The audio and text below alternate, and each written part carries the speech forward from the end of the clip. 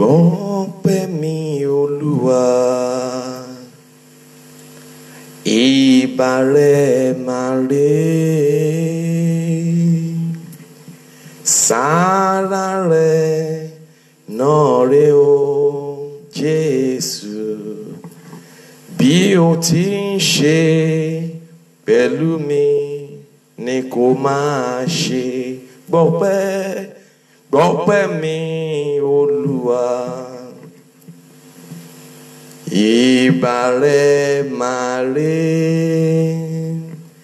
sára rẹ̀ náà rè o Jésù, bí ẹ ti ń ṣe pẹ̀lú mi ni kẹ́ máa ṣe. Ọpẹ́ yẹ ọ́ o Bàbá, ọpẹ́ yẹ ọ́ o Ọmọ, ọpẹ́ yẹ ọ́ o Bàbá, ọpẹ́ yẹ ọ́ o Ọmọ. Elédùmarè aṣoore kárí ayé, ó ṣoore fọ́ba, ó tún ṣe ti joyè lọ́tọ̀. Kò má gbàgbé mi ọmọ rẹ̀ rárá.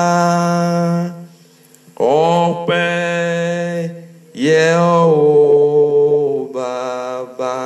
Bí bá ní kí n kárí Olúwa, ilẹ̀ aṣú ilẹ̀ àmọ́. Kí n kárí Ọlọ́run, ilẹ̀ aṣú ilẹ̀ àmọ́. Tí n bá ní kí n kárí Ọlọ́run, ilẹ̀ aṣú ilẹ̀ àmọ́. Kíkárí bàbá mi o, ilẹ̀ aṣú ilẹ̀ àmọ́. Kíkárí Ọlọ́run, ilẹ̀ aṣú ilẹ̀ àmọ́. Ilẹ̀ aṣú ilẹ̀ àmọ́. Ilẹ̀ aṣú ilẹ̀ àmọ́. aṣú ilẹ̀ amọ̀ tí n bá ní kíkàrí Olúwa.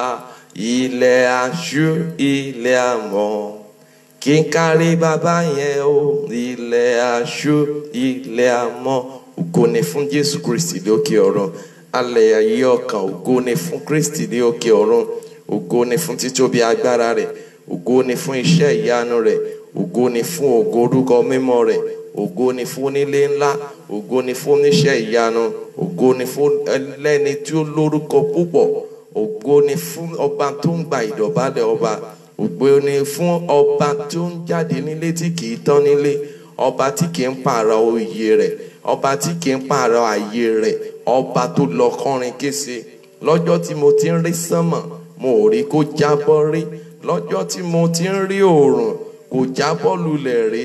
Ọba tó gbé oòrùn ró, ọba tó gbé òṣùpá ró, ó fi èyí tí ń ṣe òpó tẹ́dá alààyè kan kò lè rí. Ó fi gbé ayé ró, ó fi gbé sánmọ̀ ró, ó fìdí ayé sọlẹ̀ sórí òkun, sórí omi tí ò lè yí. Ògo ni fún Jésù lókè ọ̀run. Ògo ni fún Ọlọ́run títóbi agbára rẹ̀. A yìn Ọlọ́run, a gbé ògo rẹ̀ ga fún wákàtí yìí, fún wákàtí ìbápàdé èyí tó ń wá sáyé, tó ń lọ lọ́wọ́lọ́wọ́ ní iléeṣẹ́ Comment Outreach lábẹ́ àsíá Comment Ministry. A gbé ògo Ọlọ́run ga fún wákàtí orí ọ̀fẹ́ yìí. Ògo ni fún Jésù lókè ọ̀run. A yìn lógo, ògo ni fún orúkọ rẹ̀. Kí Olúwa kó tẹ́wọ́ gbọ́ ọpẹ́ wa. Ìwòyí ìjẹjọ́ la dágbére fúnra wa wípé bí Olúwa bá fa bíbọ̀ rẹ̀ sẹ́yìn, a ó tún pàdé. Ọlọ́run dẹ̀ tún mú wa pàdé lónìí. Àánú la rí gbà. Kì í ṣe ń pé a pé, kì í ṣe ń pé a mọ̀ ṣe, kì í ṣe ń pé a mọ̀ àdúrà gbà, kì í ṣe ń pé a mọ̀ orin kọ, kì í ṣe pé a mọ̀ jójó, kì í ṣe pé a mọ̀ pẹ́ dù.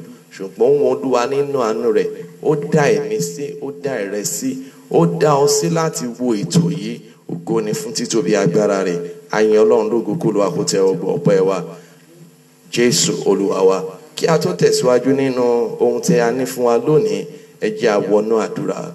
Jehovah Jésù Kristi, Michael mímọ́, bàbá wa àti Ọlọ́run wa. Olúwa Ọlọ́run alágbára, Ọlọ́run ayérayé, ọba tí ń jẹ́ mi ni má ṣe bẹ̀rù, àpáta ayérayé, Ọlọ́run ìsádi wa. Àbí ọ̀gá àyàn ológo àfihàn àti ògo ọlá fún orúkọ rẹ̀. Nítorí tí ó ṣeun, nítorí tí àánú rẹ̀ dúró láláì, ògo ni fún orúkọ rẹ̀. Olúwa gbọ́ ọpẹ́ wa, Olúwa gba ìyìn wa. Ọlọ́run olórí ọ̀fẹ́ máa jọba lọ. Gbogbo ibikíbi tá a ti gbà dẹ́ṣẹ̀ sí ọ, tí ò ní jẹ́ ká rí orí ọ̀fẹ́ àti àánú gbà lẹ́kùnrẹ́rẹ́, Olúwa dáríjì wá. Ẹ̀ṣẹ̀ ìrunú ìbínú, Olúwa dáríjì. Olúwa forí ọ̀fẹ́ rẹ̀ gbọ́ tiwa. Má ṣe fi wá sílẹ̀. Gbóhùn ẹ̀bẹ̀ wa, jẹ́rìí ara rẹ̀. Ògo ni fún orúkọ rẹ̀. Jésù Olúwa wa. Ògo ni fún Jésù Kristi ní òkè ọ̀run. Ògo ni fún iṣẹ́ ìyanu rẹ̀. Ọ̀rọ̀ Olúwa tó tèmi àti ẹ̀yin wá la ó rí nínú ìwé ìhìnrere ti Matthew orí 5. Ìhìnrere ti Matthew orí 5. A bẹ̀rẹ̀ kíkà rẹ̀ láti ẹsẹ̀ 13 títí dé ẹsẹ̀ 16. Ìwé Matthew orí 5 ẹsẹ̀ 13 títí dé ẹsẹ̀ 16 tí a ó kà báyìí. Ẹ̀yin ni iyọ̀ ayé, ṣùgbọ́n bí iyọ̀ bá di òkú, kí ni a ó fi mú dùn? Kò ní láárí mọ́, bí kò ṣe pé a dàánù, kí ó sì di ìtẹ̀mọ́lẹ̀ ní àtẹ́lẹsẹ̀ ènìyàn. Ẹ̀yin ni ìmọ́lẹ̀ ayé. Ìlú tí a tẹ̀dó lórí òkè kò lè farasin. Bẹ́ẹ̀ ni a kì í tan fìtílà tán kí a sì fi sábẹ́ òṣùwọ̀n, bí kò ṣe lórí ọ̀pá fìtílà. A ó sì fi ìmọ́lẹ̀ fún gbogbo ẹni tí ń bẹ nínú ilé. Ẹ jẹ́ kí ìmọ́lẹ̀ yín kí ó mọ́lẹ̀ tó bẹ́ẹ̀ níwájú ènìyàn, kí wọn kí ó lè máa rí iṣẹ́ rere yín, kí wọn kí ó lè máa yìn bàbá yín tí ń bẹ ní ọ̀run lógo. Èyí ni ọ̀rọ̀ Olúwa. Kí Olúwa kó tẹ́wọ́ gba ọ̀rọ̀ rẹ̀. ògo ni fún Jésù Kristi ní òkè ọ̀run. Lẹ́ẹ̀kan sí àyìn Ọlọ́run fún wákàtí yìí, fún wákàtí ìbápàdé tó ń tẹ̀síwájú. Ògo ni fún orúkọ rẹ̀. Ọ̀rọ̀ tó tẹ̀mí àtẹ̀yìn wá tá ó fi wọnú àdúrà.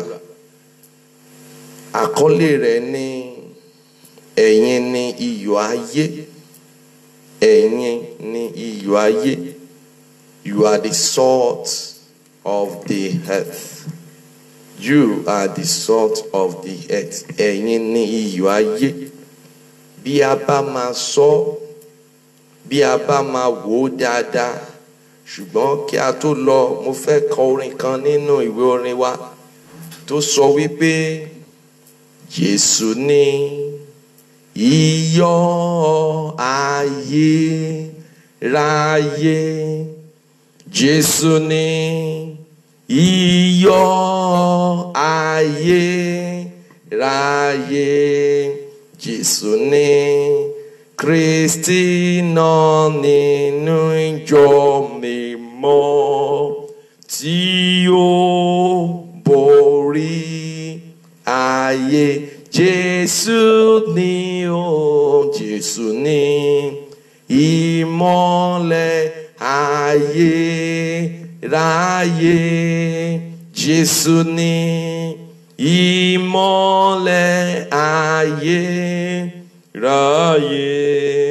Jésù ni ọba kan náà lónìí lọ́la tí yóò borí ayé. Jésù ni iyọ̀ ayé. Kí ni iyọ̀ jámọ́? Kí là ń pè ní iyọ̀? Iyọ̀ ó jẹ́ ohun kékeré kan tó dẹ̀ tún lágbára. Iyọ̀ bí a bá ní ká wò is an individual. An individual or group considered as representative of the elements of society. Iyọ̀ ayé is an individual or group considered as representative of elements of society. Ohun àpapọ̀ tó jẹ́ ohun tó dúró fún èyí tí ń ṣe àwùjọ ènìyàn. Ṣùgbọ́n bí a bá máa wò, you are the salt of the earth. But what good is salt if it has lost its taste? Kí ni ohun ayọ̀ tó wà nínú iyọ̀ bí ó bá sọ ògo adùn rẹ̀ nù? Ohun kan tí mo fẹ́ jẹ́ kí ó yé wa dájú, iyọ̀ ó jẹ́ ohun tó jẹ́ pé àlùmọ́nì tó ṣe pàtàkì nínú ìrìn àjò ènìyàn. In fact, ní àgọ́ ara ènìyàn gan, iyọ̀ jẹ́ ohun tó ṣe pàtàkì nínú àgọ́ ara. Nítorí òun ló máa ṣiṣẹ́ tó máa jẹ́ kí omi gan ara kó lè ṣe bó ti yẹ kó ṣe. Bí ò bá sí iyọ̀ ní àgọ́ ara, ìrìn àjò àgọ́ ara ò tún pé. Bí iyọ̀ bá tún pọ̀jù lágọ́ ara, ó tún di ọ̀ràn. Ṣùgbọ́n ohun gbogbo ó máa ń jẹ́ ohun tó gbọ́dọ̀ wà ní ìwọ̀ntúnwọ̀nsì. A wá ń sọ nípa ohun iyọ̀ adùn tí a mú jáde ní ẹsẹ̀ 13 yẹn tó sọ wípé you are the salt of the earth. But tí iyọ̀ bá wá sọ adùn rẹ̀ nù, báwo la ṣe fẹ́ mú dùn? Kí ni nǹkan tó já mọ́? Ẹ̀yin ìrẹ́ ni iyọ̀. Kí ni iyọ̀ tó wà nínú ayé rẹ̀ gan? Ó yẹ kó kọ́ béèrè, ó jẹ́ question mark. Kí ni iyọ̀ tí mò ń gbé kiri? Kí ni iyọ̀ tó wà nínú ayé mi? Kí ni iyọ̀ tí mo fẹ́ jẹ́ káwọn ènìyàn mọ̀? Kí ni iyọ̀ tí mo fẹ́ jẹ́ káwọn ènìyàn rí? Kí ni iyọ̀ tó wá fẹ́ jẹ́ kí ó jẹ́ kí àwọn ènìyàn mọ̀ dájú wípé iyọ̀ rèé? Kí iyọ̀ kó tó dà ohun tó dà, ó ní àwọn ohun tóun náà là kọjá. Fún àpẹẹrẹ, kí iyọ̀ kó tó lè mú jáde nínú omi òkun, ó máa ní àwọn kankan tó máa là kọjá. kí ni àwọn nǹkan tó máa là kọjá ni wípé ó máa gba inú iná kọjá. Bó bá gba inú iná kọjá, àárí iyọ̀ mú jáde. Bí ènìyàn bá ṣe ibẹ̀, bí ọbẹ̀ bá ń pẹ́ tó ń gbé kaná lójoojúmọ́, tó bá yá á bẹ̀rẹ̀ sí ń jẹ iyọ̀, á bẹ̀rẹ̀ sí ń jáde nínú ẹ̀. Iyọ̀ ò dẹ̀ fi bẹ́ẹ̀ pọ̀ nínú nǹkan tó ṣe tẹ́lẹ̀, ṣùgbọ́n níwọ̀n gbà bó bá ṣe ń gbé kaná sí, iyọ̀ yẹn á máa farahàn. Ìyẹn túmọ̀ sí wípé iyọ̀, àwọn ìdojúkọ kan máa wà tẹ́nìyàn máa là kọjá tó jẹ́ wípé òun ló máa produce iyọ̀ adùn ènìyàn jáde. Ṣùgbọ́n bí ènìyàn ò bá kíyèsára, bí ènìyàn ò bá wà nínú ẹ̀mí, nínú ìdojúkọ tó bá là kọjá, ó ṣeé ṣe kó sọ iyọ̀ ẹ̀ nù. Praise the Lord. Praise the Lord.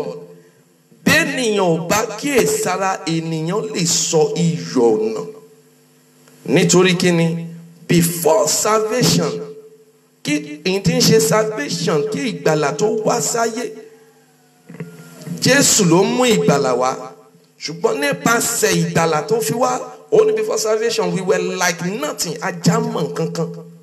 Àjámọ̀ nǹkankan rádà.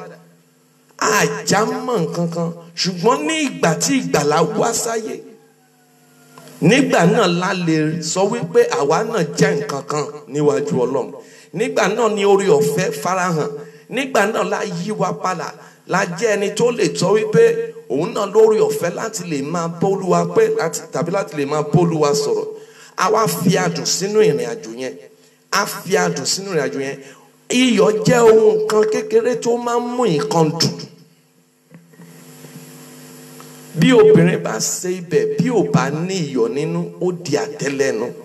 Kò ní láárí kankan, kò sí bó ṣe lè ta sánsán kó gbogbo ilé-iṣẹ́ ohun bọ̀kọ̀tọ̀ lóríṣiríṣi roundabout ṣàǹkẹ́dọ̀ kó gbogbo ẹ̀, abọ́dí, ẹja ọsàn, ẹja ìpìyà lóríṣiríṣi kó kó sí, tí ò bá ní iyọ̀ nínú, òfo ni gbogbo ẹja mọ́.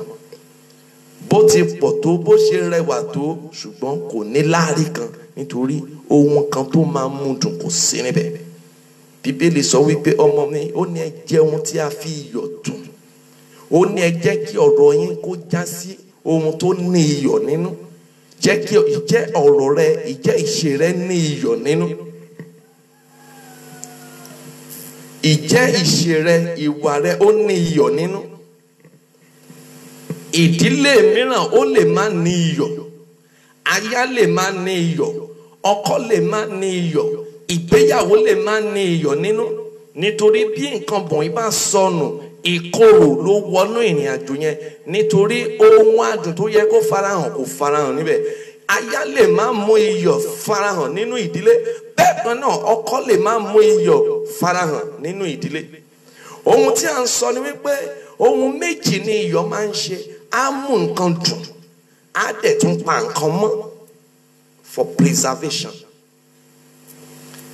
So bí a bá wò ó dáradára nínú ìrìn àjò ènìyàn, bẹ́ẹ̀ náà ni ènìyàn nílò iyọ̀ nínú ayé rẹ̀ láti mú gbogbo májẹ̀mú òdodo ògo Ọlọ́run láti farahàn. Ṣùgbọ́n bí iyọ̀ bá pọ̀ lápọ̀jù, kò ní nǹkan kan tó máa ṣe fún ènìyàn, kò ní ògo kan, kò wúlò fún nǹkan kan. Torí ẹ̀ lólórin bàbá àrà kọrin kan, ó sọ wípé ó ní adùn wo ló wà nínú ayé òṣì.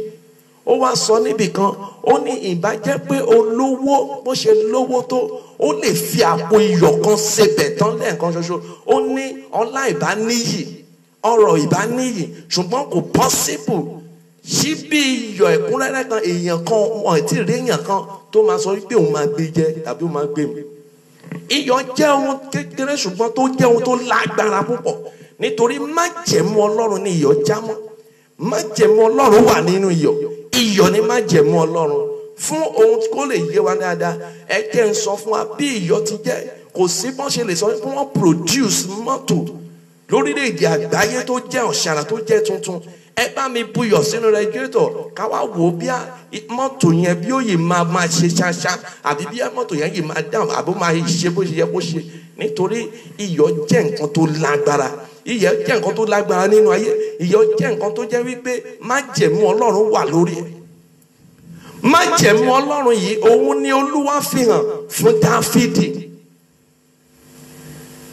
Májẹ̀mú yìí òun ló dúró fún Dáfídì. Ẹ jẹ́ á wo ní ìwé 2 Chronicle chapter 13 verse 5. Ìwé 2 Chronicle 13 verse 5. Kò wá tọ́ kí ẹ̀yin kí ó mọ̀ pé Yes. Olúwa Ọlọ́run Ísírẹ́lì fi ìjọba lórí Ísírẹ́lì fún Dáfídì láéláé. Olúwa fi ìjọba lórí Ísírẹ́lì fún Dáfídì. Àní fún un. Yes. Àti fún àwọn ọmọ rẹ̀. Àti fún àwọn ọmọ rẹ̀. Nípa májẹ̀mú iyọ̀. Nípa májẹ̀mú iyọ̀, covenant, salt covenant. Ìyẹn ni Ọlọ́run fi hàn. Òun lọ́lọ́run gbélé Dáfídì lọ́wọ́. Òun ló wà láàrin Dáfídì àti Ọlọ́run. Májẹ̀mú irú májẹ̀mú wo ló wà láàrin ìrẹ àti Ọlọ́run? Ǹjẹ́ májẹ̀mú tó wà láàrin rẹ̀ àti Ọlọ́run já sí májẹ̀mú iyọ̀? Mo gbàdúrà lónìí gbogbo nǹkan tó ń ṣàmì lọ́wọ́lọ́wọ́ láti wákàtí lọ, agbára tó ń bẹ nínú iyọ̀, agbára tó ń bẹ nínú májẹ̀mú, agbára tó ń bẹ nínú àṣẹ Ọlọ́run tó wà nínú iyọ̀, ó yá kó wọnú májẹ̀mú ayé rẹ lọ ní wákàtí. Ní orúkọ Jésù, Olúwa kó farahàn nínú ògo rẹ. Bí iyọ̀ bá kúrò nínú ayé ènìyàn, ènìyàn ti di kòròfo. Bí iyọ̀ bá sí nínú ayé ènìyàn, ènìyàn ti wà empty. If you abuse, if salt is abused, it is harmful for the body system. Bí a bá lo iyọ̀ ní ọ̀nà tí ò dára, tá a lò lápọ̀jù, ó jẹ́ ohun tó máa ṣe ni ní jàǹbá, tó dẹ̀ lè ṣe ni léṣe. Ṣùgbọ́n ẹ jẹ́ á wo nǹkan tí ìwé mímọ́ sọ fún wa nínú ìwé Mark orí 9 verse 50. Ká lè mọ títóbi agbára tó ń bẹ nínú iyọ̀. Iyọ̀ dára. Iyọ̀ dára. Ṣùgbọ́n bí iyọ̀ bá sọ agbára rẹ̀ nù. Bí ó bá sọ agbára rẹ̀ nù. Kí ni ẹ ó fi mú un dùn? Fine. Ibi tí mo fẹ́ lọ ni bí iyọ̀ bá sọ agbára nù. Ìyẹn túmọ̀ sí pé agbára kan wà nínú iyọ̀. Ṣùgbọ́n agbára yìí, ta ni agbára yìí? Ta ni agbára yìí jámọ́? Jésù ni agbára tó ń bẹ nínú iyọ̀. Jésù ni agbára iyọ̀. Ohun kan tí mo fẹ́ jẹ́ kó mọ̀ dájú ni wípé bí ènìyàn bá wà, bí ó bá ní iyọ̀ nínú ayé rẹ̀, ìyẹn ní túmọ̀ sí wípé ó ní Jésù, ó ní agbára, ó ní Kristi, ó ní májẹ̀mú kan nínú ayé rẹ̀. Ṣùgbọ́n bí ó bá sí iyọ̀, ìyẹn túmọ̀ sí pé májẹ̀mú kan kúrò nínú ìrìn àjò rẹ̀. Májẹ̀mú kan kò sí nínú ayé rẹ̀. Májẹ̀mú wo la dẹ̀ ń sọ nípa rẹ̀? Ìyẹn ni májẹ̀mú ìmọ́lẹ̀. Nítorí ìmọ́lẹ̀ àti iyọ̀ ọmọ ìyá kan náà ni wọ́n jọ fẹ̀jẹ̀kẹ̀gbẹ́ ni. Nítorí bí ènìyàn bá rìn nínú ìmọ́lẹ̀, ó rìn nínú ìmọ́lẹ̀, òkùnkùn ò dẹ̀ lè borí rẹ̀. Nítorí òkùnkùn ló ń fi ògo ìmọ́lẹ̀ hàn. Bẹ́ẹ̀ náà ni agbára, òun ló ń fi èyí tí ń ṣe agbára iyọ̀ hàn tó wà nínú májẹ̀mú ẹ̀jẹ̀ ọ̀dọ́ àgùntàn. Ẹ jẹ́ wo in the book of John chapter 1 verse 5. Ká lè rí ohun tí ìmọ́lẹ̀ farahàn tó jámọ́ bí ènìyàn bá wá rìn nínú ìmọ́lẹ̀. Ó ní ẹ jẹ́ kí ìmọ́lẹ̀ yín kó mọ́lẹ̀ tó bẹ́ẹ̀ gẹ́ tí òkùnkùn kan kò sí lè borí rẹ̀. Táwa ní ìmọ́lẹ̀ yìí, Jésù ní ìmọ́lẹ̀ yìí, Jésù lẹni tó wá sáyé tó fi ìmọ́lẹ̀ rẹ̀ hàn fún wa. Yes. Ìmọ́lẹ̀ náà sì mọ́lẹ̀. Ìmọ́lẹ̀ náà mọ́lẹ̀ Nínú òkùnkùn. nínú òkùnkùn. Òkùnkùn kan kò lè borí rẹ̀. Òkùnkùn kan kò sí lè borí rẹ̀. Ó mọ́lẹ̀ nínú òkùnkùn. Òkùnkùn kò lè borí rẹ̀. Ẹ jẹ́ kí ìmọ́lẹ̀ yín kó mọ́lẹ̀ tó bẹ́ẹ̀ gẹ́ tí òkùnkùn kan kò sí lè borí rẹ̀. Tíyàn bá tan ìmọ́lẹ̀, ènìyàn kò ń fi sábẹ́ òrùlé, ènìyàn kò ń fi pamọ́, ènìyàn máa fi sórí fìsílà tó máa tan ìmọ́lẹ̀ fún gbogbo ènìyàn. Pátá ní ìmọ́lẹ̀ rẹ, ta ni rẹ ń fi ìmọ́lẹ̀ hàn fún? Ta ni ìmọ́lẹ̀ rẹ jámọ́? Kí ni ìmọ́lẹ̀ rẹ jámọ́? Báwo lo ti ń fi ìmọ́lẹ̀ rẹ hàn fún ẹ? Ìjẹ́ ìmọ́lẹ̀ rẹ kò ti di òkùnkùn? Iyọ̀ ayé rẹ tí ń ṣe agbára rẹ, ìjẹ́ kò ti di omi? Agbára òun ni Jésù. Jésù ní agbára, Jésù ní iyọ̀. Ọlọ́run ni májẹ̀mú agbára iyọ̀. Torí náà ní orílẹ̀-èdè àgbáyé, iyọ̀ jẹ́ nǹkan tó jẹ́ wípé agbára òkùnkùn gan ò lè lágbára lórí ẹ̀. Níbi tí iyọ̀ lágbára dé, agbára òkùnkùn gan wọn ò lè fi iyọ̀ ṣe nǹkan wọn. Ó jẹ́ ohun agbára tó jẹ́ pé láti máa dojúkọ ohun agbára tó wà nínú ohun ayé yìí. kí ẹ lè rí ohun tí mò ń sọ dáradára. If someone is in Christ Jesus, he or she ó ní iyọ̀ nínú, because his power resides in him.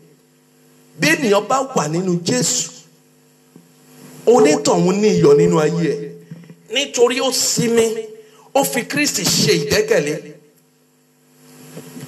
Adùn wà nínú ayé rẹ̀, a fi adùn dùn ìrìn àjò rẹ̀, bẹ́ẹ̀ ìmọ́lẹ̀ sì mọ́lẹ̀ nínú ìrìn àjò ẹ̀. Such life is filled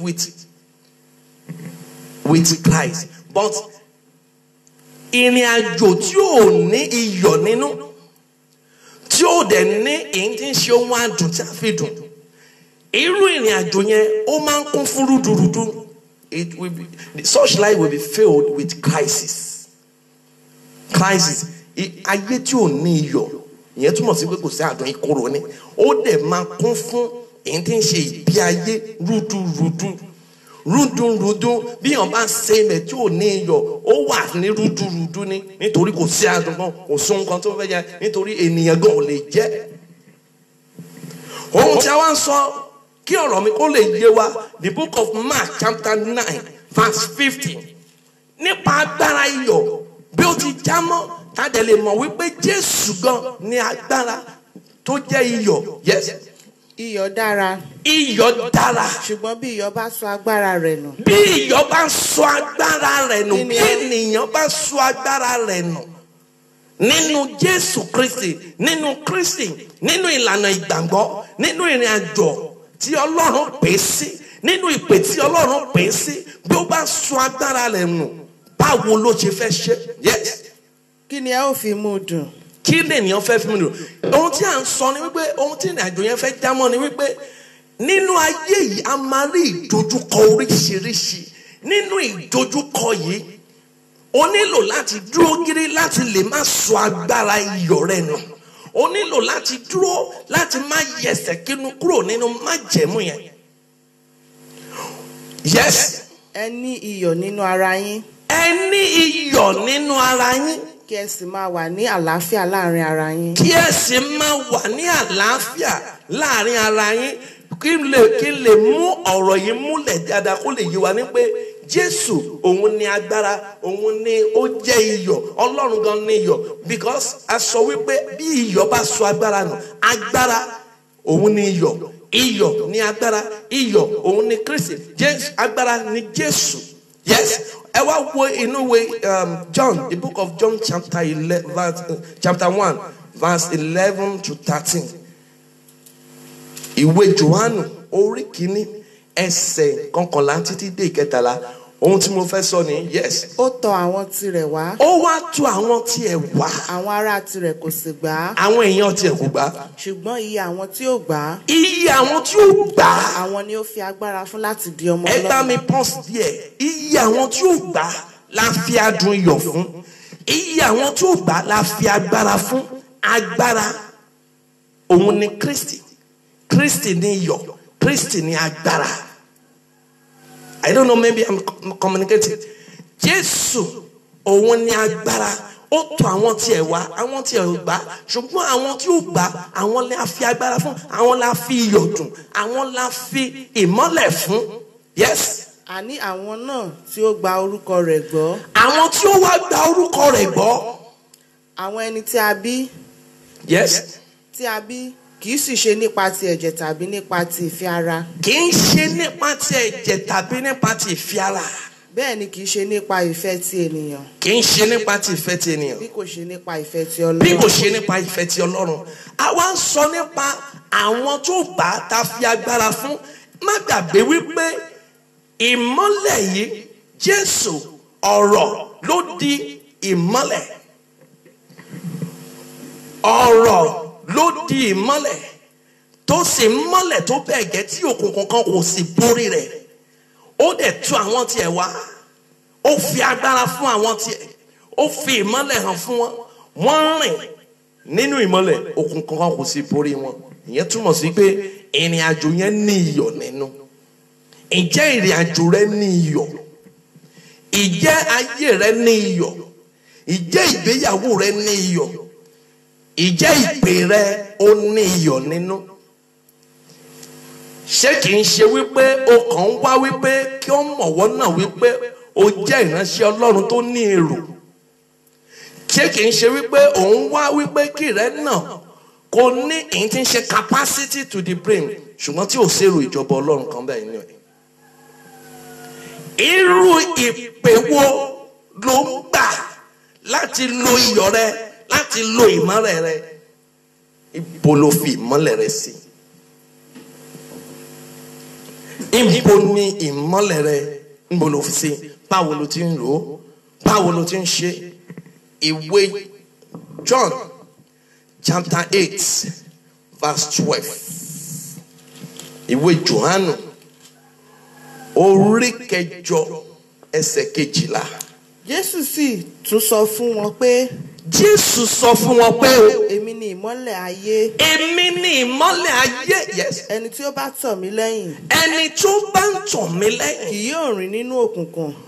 Ẹni tó bá ń tọ̀ Kristi lẹ́yìn kò ní rìn nínú òkùnkùn. Ẹni tó bá ń tọ̀ Kristi lẹ́yìn á fi iyọ̀ dún. Ẹni tó bá ń tọ̀ Kristi lẹ́yìn á fi sọlẹ̀ sórí àpáta. Ṣùgbọ́n ohun kan tó wà tó dájú ni wípé nínú ayé yìí a ó rí ìpọ́njú. Kìkì wípé kéèyàn kó máa gbàdúrà wípé Olúwa má jẹ́ ń sọ adùn mi nù, má jẹ́ ń yẹsẹ̀, má jẹ́ ń jábọ́. I so much love these songs that says, mú mi dúró, mú mi dúró, mú mi dúró dópin. Jésù Olúwa mi, mú mi dúró dópin. Nígbà tó kù èmi nìkan, tí kò sí alábàárò mọ́. Jésù Olúwa mi,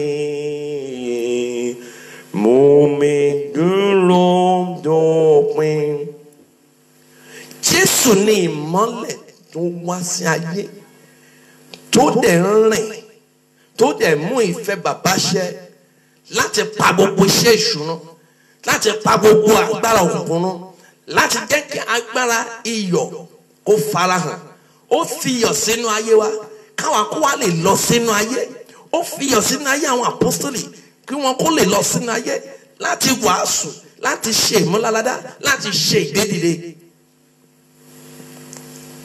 If you are walking in the light of God, definitely you are carrying the covenant of God.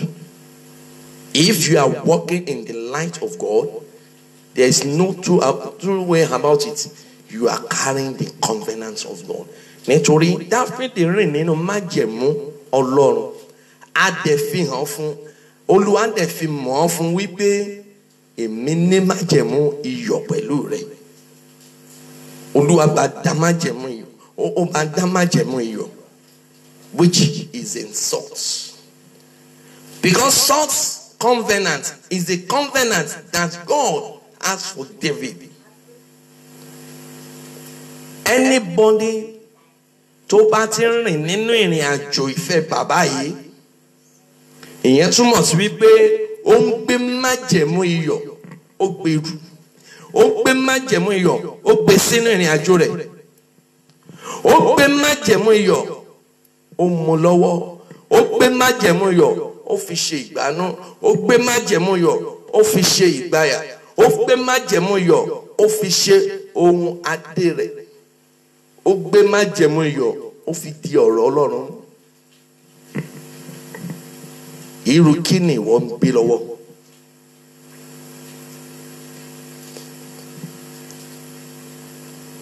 Iyọ̀ dára, ṣùgbọ́n ìjì ayé ó jẹ́ kí ọ̀pọ̀lọpọ̀ jábọ́, ó jẹ́ kí ọ̀pọ̀lọpọ̀ sọ àdùn. Ohun tí wọ́n ń gbé lọ́wọ́, tó ń gbèrò, tó ń gbé kiri, ó jẹ́ kí wọ́n sọnù. Ọ̀pọ̀lọpọ̀ iṣẹ́ ìránṣẹ́ ẹlòmíràn, ọ̀pọ̀lọpọ̀ oníṣẹ́ ìránṣẹ́, ọ̀pọ̀lọpọ̀ wòlíì, ọ̀pọ̀lọpọ̀ pásítọ̀ tí ó gbé iyọ̀ lọ́wọ́ ṣùgbọ́n tí iyọ̀ dẹ̀ ti dànù tí ò sí adùn mọ́ níbẹ̀ ṣùgbọ́n èrò ọ̀run àpáàdé òun dẹ̀ là ń kójọ nítorí a ti jẹ ohun tí ò yẹ ká jẹ àwa lè sọ òdodo wọ́n ti bá wa níbi tí ò yẹ ká ti bá wa wọ́n ti rí wa níbi tí ò yẹ ká ti rí wa ohun tó wá yẹ ká máa wí tó yẹ ká sọ a ò lè sọ nítorí aláìléwí ni ìwọ. Ìwé Rome orí kejì. Ṣùgbọ́n ohun tí a fẹ́ sọ ni wípé Matthew chapter 9 verse 8. Bí ènìyàn bá rí agbára Ọlọ́run nínú ayé ènìyàn, wọ́n á fi ògo fún Ọlọ́run nítorí ó ní májẹ̀mú iyọ̀ bí iyọ̀ ti lágbára ẹ ò lè rí ìdí nínú iyọ̀ eṣinṣin ò lè bà sínú iyọ̀ kó yé sí bí ó bá yé ìdí rẹ̀ sí ó máa kú ni nítorí ọjọ́ tó bá fẹ́nu kan ọjọ́ náà ló ráyé mọ́. Bẹ́ẹ̀ náà ni bí ènìyàn bá sọ adùn ayọ̀nù nínú ayé ènìyàn onítọ̀hún ti di kòròfo. Yes. Nígbà tí ìjọ ènìyàn sì rí. Ní ìgbà tí ìjọ ènìyàn rí. Ẹnu yà wọ́n. Ẹnu yà wọ́n. Wọ́n yin Ọlọ́run lógo. Wọ́n bẹ̀rẹ̀ sí yin Ọlọ́run. Tí ó fi irú agbára báyìí fún ènìyàn. Tó fi irú agbára báyìí fún ènìyàn. Sọ fún Ọlọ́run ní wákàtí. Olúwa fi agbára rẹ fún mi. Tí àwọn ènìyàn yóò tara mi yin ọ́ lógo. Ó yá fi agbára rẹ fún mi. Tí ògo rẹ yóò di mímọ̀ nínú ayé mi. Olúwa fi agbára rẹ fún mi. Agbára dídùn. Ó yá fi sínú ayé mi. Jẹ́ kí ògo rẹ kó farahàn sọ ọ́ di àdúrà. Ó yá bẹ̀rẹ̀ sí gbàdúrà Olúwa Ọlọ́run ayérayé. Fi agbára iyọ̀ rẹ fún mi. Fi agbára rẹ fún mi. Jẹ́ kí ògo rẹ kó di mímọ̀. Jẹ́ káwọn ènìyàn kan yí orúkọ rẹ látara mi. Ògo ni fún Jésù lókè ọ̀run. Dúàdúrà Ọlọ́run. Jésù Olúwa wa. Mo fẹ́ jẹ́ ká mọ̀ dájú wípé trials can cause us to become weary if we are not careful. Àdánwò ó lè jẹ́ kí ọkàn wa kó rẹ̀wẹ̀sì. Ènìyàn tó ń gbé iyọ̀ dání nìyẹn. Ènìyàn tó mú iyọ̀ lọ́wọ́. Ènìyàn tó gbé májẹ̀mú Ọlọ́run dání. Joseph gbé májẹ̀mú dání. Májẹ̀mú yẹn ní iyọ̀ nínú. Dáfídì gbé májẹ̀mú Ọlọ́run dání. Májẹ̀mú yẹn ní iyọ̀ nínú. Agbọ́wọ́ òróró lé lórí. Ó di alágbára. Joseph ní ìrìn àjò náà. Olúwa ti fi hàn. Àdánwò dé. Ṣùgbọ́n kò jẹ́ kí àdánwò kó bà májẹ̀mú yẹn jẹ́. Kò jẹ́ kí àdánwò kó sọ májẹ̀mú yẹn nù. Bẹ́ẹ̀ náà ni ní ìrìn àjò ìgbéyàwó ọ̀pọ̀lọpọ̀ ló ti fi àìbìkítà ó ti fi sọ májẹ̀mú Ọlọ́run nù kúrò nínú ayé ẹ̀. Bẹ́ẹ̀ náà ni nínú iṣẹ́ ọ̀pọ̀lọpọ̀ nítorí wípé agbéraga ó ti fi àìlètẹríba ó ti fi sọ májẹ̀mú Ọlọ́run nù kúrò nínú ayé ẹ̀. Ẹlòmíràn nítorí ìgbéraga tó ní tí ò lè béèrè ohun tí ò mọ̀ lọ́wọ́ ẹni tó mọ̀ torí ìgbéraga ó ti fi sọ májẹ̀mú Ọlọ́run ni nítorí ohun tó yẹ kán fi fún tó yẹ kán ní ohun tó yẹ kó jẹ́ kí ìrìn àjò ẹ̀ kó yá kò rí gbà nítorí ìgbéraga. Ọ̀nà wo ni ìrẹ́ ń gbà fi sọ iyọ̀ ayé rẹ nù? Bí ènìyàn ò bá kíyèsára ènìyàn ń sọ iyọ̀ ẹ̀ nù. Typical example, practical example ni. If salt bó ṣe wà Christians tó bí a bá dà grains a lè pè ní grains àbí bí a bá dà sínú omi ìjẹ́ ènìyàn máa lè rí iyọ̀ yẹn mọ́ nínú omi èèyàn ò lè rí ó máa pòórá it will disappear. Likewise, if one is not careful enough, the war of ogun ayé Sátánì ó máa gbèrú ẹ̀dá bẹ́ẹ̀ mẹ́. Sátánì àtàwọn ọmọ ogun rẹ̀ circumstances ó máa gbèrú àwọn èèyàn bẹ́ẹ̀ yẹn mi. A dẹ̀ lè rí ìyọ̀ṣà jáde mọ́. Bí Sátánì bá gbèrú àwọn bẹ́ẹ̀ yẹn mi, ìyẹn túmọ̀ sí wípé wọn ò lè yè, wọ́n máa bá ìrìn àjò yẹn lọ. Lórúkọ Jésù mo gbàdúrà wípé a ò ní bá ìrìn àjò ayé wa lọ, a ní kú sójú ogun lórúkọ Jésù. Sátánì ò ní jẹ wá lérè ní orúkọ Jésù. Kí ni àwọn àpẹẹrẹ ohun tí a ń sọ nípa ìdojúkọ?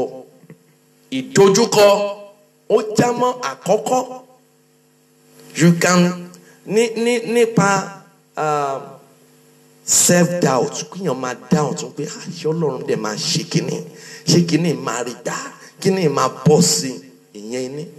Ìkejì, depression. Kéèyàn kó máa wo wípé Ọlọ́run ò dẹ̀ gbọ́ àdúrà mọ́, ó ti ro gbogbo ẹ̀ pé kò sọ́nà mọ́, ilé ayé ti pín, kò sí nǹkan kan mọ́. Àwọn nǹkan tó ń rò nìyẹn. Àwọn àdánwò ayé yìí ó lè mú kí ènìyàn kó sọ iyọ̀ ayé ẹ̀ nù. Bíbélì dẹ̀ sọ wípé àwa ni iyọ̀ ayé, ìlú tí a tẹ̀dó sórí òkè tí ò lè farasin. Ó ní ẹ jẹ́ kí ìmọ́lẹ̀ wa kó mọ́lẹ̀ tó bẹ́ẹ̀ gẹ́. Bí o bá ń gbé iyọ̀ lò, o ní ìmọ́lẹ̀ lọ́wọ́. Ìmọ́lẹ̀ ló ń ṣàtọ́nà rẹ tí ò jẹ́ kó rìn sínú òkùnkùn, tó ò jẹ́ kó jẹ̀ sínú kòtò. Ìmọ́lẹ̀ ló fi ògo òkùnkùn hàn. Mo gbàdúrà fún ọ bó ti ń wo ètò yìí lọ́wọ́lọ́wọ́ wípé gbogbo ohun tó ṣubú ọ bí òkùnkùn tí ò jẹ́ kí agbára iyọ̀ rẹ jáde lónìí, ẹ̀jẹ̀ Jésù agbára jíǹde ó yá kó máa parẹ́ lónìí lórúkọ Jésù. If we are the salt and the light of the world, it's possible to lose our flavor and illumination. Why? Because Satan and devil too is not at rest. Sátánì àtàwọn ọmọ ogun rẹ̀ wọn ò sinmi. Bí ènìyàn bá ń gbé ìmọ́lẹ̀ dání, bó gbé iyọ̀ dání, kí ni Yorùbá ṣe? Kí ni Yorùbá? No wonder ni Yorùbá ṣe sọ wípé oníyanjú má bà tèmi jẹ́, epo ni mo rù, epo ni mo rù. Oníyanjú má tepo sálàmì má dàgbà tèmi jẹ́, ó ní epo lòún rù. Wọ́n ti rí dájúdájú wípé bí ènìyàn bá gbé iyọ̀, mo mú ìmọ́lẹ̀ lọ́wọ́, bí ènìyàn bá ṣọ́ra, Sátánì ó lè jẹ́ kó sọ adùn yẹn nù. Nítorí ohun àdídùn ayé yìí ó lè jẹ́ kó sọ adùn yẹn nù. Kí ládùn tó ń lé tó ti ń gbọ́n ohun tí ò ń gbé lọ́wọ́ tó ti ń gbọ́n kúrò lọ́wọ́ rẹ̀? Kí ni nǹkan tó yẹ kó máa lé tó ti ń lé ohun ibi tí ohun tó rò bí adùn tí kì í ṣe adùn, ohun tó fẹ́ máa jókòó tì tí ò ń ṣe adùn tó dẹ̀ jókòó lé tó dẹ̀ ti ń sọ ògo nù mọ́ ọ lọ́wọ́. Lórúkọ Jésù Olúwa yóò gbà ọ́ lórúkọ Jésù. Olúwa ò ní fi ọ́ sílẹ̀. Mo ní ẹ̀mí mímọ́ ò ní fi ọ́ sílẹ̀. Mo ní lórúkọ Jésù Olúwa á ràn ọ́ lọ́wọ́. The trials is either positive or negative. Yálà kó borí àdánwò tàbí kí àdánwò kó borí rẹ̀. Lórúkọ Jésù àdánwò ní borí ẹ lórúkọ Jésù. Ẹ jẹ́ àwọn nǹkan tí ìwé 1 Peter chapter 4 verse 13 à ń wọnú àdúrà lọ nítorí ó ṣeé ṣe a lè má tẹ àkókò tá a máa ń lè nítorí a fẹ́ gbàdúrà. Ìwé 1 Peter orí 4 ẹsẹ̀ 12 títí dé 13. Yes. Olùfẹ́. Olùfẹ́. Ẹ má ṣe ka ìdánwò iná tí ń bẹ láàrin yín, èyí tí ó dé sí yín láti dán yín wò. Ìdánwò tó dé sí wa láti dán wa wò. Bí ẹni pé ohun àjèjì ni ó dé bá yín. Bí ohun àjèjì ló dé bá wa. Ṣùgbọ́n níwọ̀n bí ẹ̀yin ti jẹ́ alábàápín ìyà Kristi. Níwọ̀n bí a ti jẹ́ alábàápín ìyà rẹ̀. Ẹ máa yọ̀. Ó ní kí a máa yọ̀. Kí ẹ̀yin kí ó lè yọ ayọ̀ púpọ̀ nígbà tí a bá fi ògo rẹ̀ hàn. Kí àwa kó lè yọ ayọ̀ púpọ̀ nígbà tí a bá fi ògo hàn. Ẹ má gbàgbé wípé mo sọ kankan fún wa wípé iyọ̀ àti agbára àti ìmọ́lẹ̀ ọ̀kan nínú ara wọn ni wọ́n já mọ́. ní ìgbà tí Jésù pè àwọn ọmọ ẹ̀yìn 70 àti àwọn 12 ó fi agbára fún wọn. Ẹ lọ sínú ayé, ẹ lọ máa wàásù. Àwa náà ní ẹ̀yà rẹ̀ báyìí tí a ti fi adùn wọ̀ láti lọ sínú ayé. Báwo lo ṣe wá ń lo ohun tí Ọlọ́run fi fún ọ? Báwo lo ṣe ń lo ìmọ́lẹ̀ rẹ? Báwo lo ṣe ń lo iyọ̀ rẹ? Ibo lo fi ìmọ́lẹ̀ rẹ sí? Ibo lo fi iyọ̀ rẹ sí? Ibo lo gbé iyọ̀ rẹ sí? Bí àwòrán ohun tí a fi ṣọwọ́, bí ènìyàn kò sí bó ṣe lè sọ nǹkan tó bíntín, òun ló máa mú dùn. Ẹ jẹ ohun tí a fi iyọ̀ dùn. Lórúkọ Jésù, mo gbà ládùúrà wípé iyọ̀ ayé wa kò ní di òbu lórúkọ Jésù. Mo ní iyọ̀ ayé wa kò ní di òbu lórúkọ Jésù. Àní iyọ̀ ayé mi àti ẹ̀yin lórúkọ Jésù kò ní di òbu lórúkọ Jésù. Bí iyọ̀ bá sọ àdùnnù, kí la fẹ́ fi mú dùn? Bí ènìyàn bá yẹ̀gẹ̀rẹ̀ tó bá jábọ́ kúrò nínú májẹ̀mú Ọlọ́run, ọ̀nà wo ló fẹ́ gbégbà? Bíbélì sọ lótìtọ́ àti lódodo wípé ọ̀tá mi má yọ̀ mí, bí mo bá ṣubú máa dìde. Lóòótọ́ Bíbélì sọ wípé olódodo yóò ṣubú ní ìgbà méje ṣùgbọ́n ó gbé dìde. Bí ó ti lè wù, ìyẹn fún ẹni tó máa ní àròjinlẹ̀ wípé mo ti ṣubú, mo dẹ̀ fẹ́ dìde. Ọ̀pọ̀lọpọ̀ ló mọ̀ wípé òun ṣubú, ṣùgbọ́n ó prefer láti máa lúwẹ̀ẹ́ nínú ibi tí wọ́n já sí, nínú àpòlò ibi tí wọ́n wà. Kò já mọ́ nǹkan kan fún wọn. Lórúkọ Jésù, a ò ní sọ ògo wa nù ní orúkọ Jésù. Ọ̀rọ̀ ìṣítí ni lórúkọ Jésù. Mo ní a ò ní sọ iyọ̀ ayé wa nù. A ò ní sọ iyọ̀ ayé wa nù. Mo ní a ò ní sọ iyọ̀ ayé wa nù. Ògo Olúwa sì farahàn. Ẹ́sítérì ò sọ iyọ̀ ayé rẹ̀ nù. Ó dẹ̀ jẹ́ kó rí àánú gbà. Ó jẹ́ kó rí ìrànwọ́. Ó jẹ́ kó rí ògo Ọlọ́run lọ́dọ̀ ọba. Ìwọ náà á rí ògo Ọlọ́run. Olúwa fi iyọ̀ sínú ayé rẹ. Mo ní ẹ̀mí máa fi iyọ̀ sínú ayé rẹ. Mo ní iyọ̀ ayé rẹ kò ní di òbu. Ìwé Colossians chapter 4 verse 6. Colossians chapter 4 verse 6. Gbogbo ohun ìṣe wa, ọ̀rọ̀ wa, ọ̀nà wa, Ọlọ́run máa fi iyọ̀ sí ní orúkọ Jésù. Ọ̀rọ̀ tí ó máa sọ, gbogbo ohun tí ó máa wí, níbi tí ó ń wáṣẹ́ lọ, níbi tí ó ti ń wá iṣẹ́, ọ̀rọ̀ tó máa gbọ́ lẹ́nu rẹ, Olúwa máa fi iyọ̀ sí láti wákàtí yìí lọ lórúkọ Jésù. Yes. Ẹ jẹ́ kí ọ̀rọ̀ yín kí ó dàpọ̀ mọ́ oore ọ̀fẹ́ ní ìgbà gbogbo. Ẹ jẹ́ kí ọ̀rọ̀ wa ó dàpọ̀ mọ́ oore ọ̀fẹ́. Kí ni oore ọ̀fẹ́? Ẹ jẹ́ kó connect mọ́ májẹ̀mú Kristi. Ẹ jẹ́ kó dàpọ̀ mọ́ èyí tí ń ṣe Jésù Kristi. Ẹ jẹ́ kó ní connection láti inú májẹ̀mú ọ̀gá ògo. Èyí tí a fi iyọ̀ dùn. Èyí tí a fi iyọ̀ dùn. Ìyẹn túmọ̀ sí wípé Jésù ni iyọ̀. Bí ènìyàn bá connect to the source, omi ibẹ̀, ohun tó ń ṣàn láti the main source kì í gbẹ. Ṣùgbọ́n bí ènìyàn bá connect to the source, bí ó bá lọ connect mọ́ ibi tí ò yẹ kó connect mọ́, ó ṣeé ṣe wọ́n lè já kúrò kó dẹ̀ gbẹ. Ẹ bá mi tún kálẹ̀ nǹkan sí. Ẹ jẹ́ kí ọ̀rọ̀ yín kí ó dàpọ̀ mọ́ oore ọ̀fẹ́ ní ìgbà gbogbo. Ẹ jẹ́ kí ọ̀rọ̀ wa kó dàpọ̀ mọ́ oore ọ̀fẹ́ ní ìgbà gbogbo. Jésù Kristi ní oore ọ̀fẹ́ náà. Oore ọ̀fẹ́ ọmọ bíbí kan ṣoṣo tí a bí. Má gbàgbé. Oore ọ̀fẹ́ yìí òun ló farahàn nínú ìwé John chapter 1. Oore ọ̀fẹ́ òun la rán wá sí ayé. Òun ni Jésù Kristi. Yes. Èyí tí a fi iyọ̀ dùn. Èyí tí a fi iyọ̀ dùn. Kí ẹ̀yin kí ó lè mọ bí ẹ̀yin ó ti máa dá olúkúlùkù ènìyàn lóhùn. Kí ẹ lè mọ bẹ́ẹ̀ tí máa dá olúkúlùkù ènìyàn lóhùn. Ẹlòmíì nítorí ẹnu ẹ̀ ò ní jábì, kò ní bírèkì, kò ní iyọ̀, ó kàn máa ń sọ̀rọ̀ àlùwàǹṣá. Àwọn èèyàn náà máa ń sọ wípé ó máa ń sọ àsọtọ́ọ̀rọ̀.